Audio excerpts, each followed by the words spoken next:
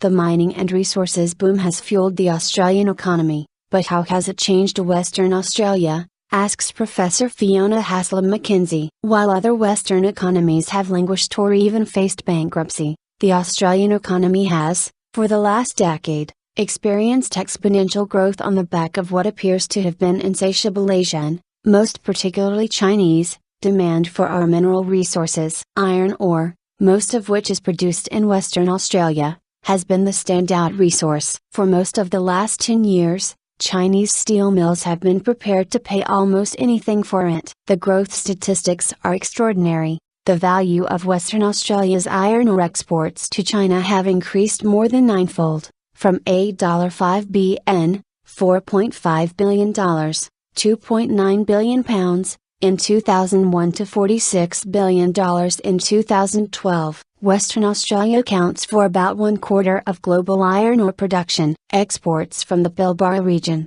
which contains the major ports at Karatha and Port Hedland, alone are valued at $63 billion, and growing. Iron ore is currently Western Australia's highest earning export, worth 52% of total merchandise exports. Not for the first time, some Western Australians, including the Premier of the state, claim that the rest of Australia is riding on Western Australia's economic coattails. Since the 1960s, when the federal government removed the restrictions on the international sale of iron ore, there have been several resource booms. Western Australia has gone from being the isolated, poor little sister state with a modest economy at best to what other-siders, Australians living in the eastern states, refer to as the brash, greedy sister. Earlier this year, Federal Treasurer Wayne Swan announced in his May budget that Western Australia's share of the Goods and Service Tax, GST, would be 45.5 cents for every dollar earned. The GST is a value-added tax of 10% on most goods and services, which is purportedly refunded back to the states based on a complicated horizontal fiscal equalisation formula aimed at providing the same level of services to all Australians. Put simply, Treasury has assessed Western Australia's earnings in largesse to be so much greater than every other state, with the exception of Queensland, that 54.5 cents in every dollar should be redistributed elsewhere. Influx. So has Western Australia changed because of the mining boom? Certainly. There are now more people living in Western Australia than ever before, with a 23% increase in population in the last decade. At the 2011 census, Western Australia once again recorded the fastest annual rate of growth in the nation, just as was the case in the previous census in 2006. The growth is from overseas migration, with about 8,100 people arriving in 2010. The largest group are New Zealanders, while only 1,800 came from interstate. While many of the newcomers are working on mine sites,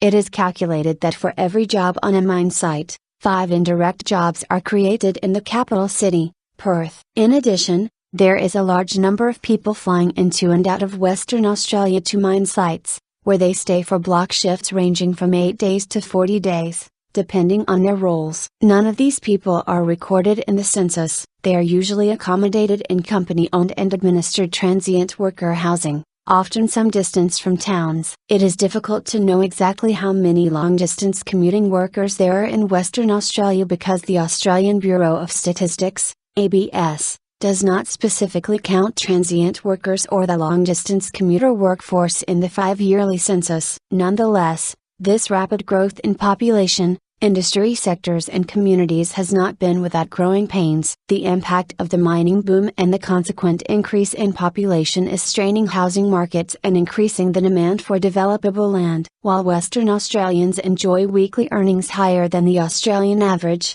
they also experience one of the highest costs of living in the nation. A significant proportion of this is due to the high cost of land and housing, which is even higher in those areas where iron ore is mined. For example, in the Pilbara region, an area of 502,000 square kilometers, 194,000 square miles, and the epicenter of iron ore production, the median weekly rent is $1,550 and the cost of living is the highest in the state, 137% more than that of Perth. This is bearable if you are working in a high-paid job, living in accommodation provided by your employer, but for those who are working in retail, service industries, agriculture and tourism. The cost of living is very expensive. The cost of food has also escalated. Areas close to the city that were previously reliable horticultural production land are now prime building locations. The boom draws into focus potential threats to food security due to diminished local food production and hence local food availability. Labor competition. The costs of food production and manufacturing generally have been exacerbated by the competition for labor.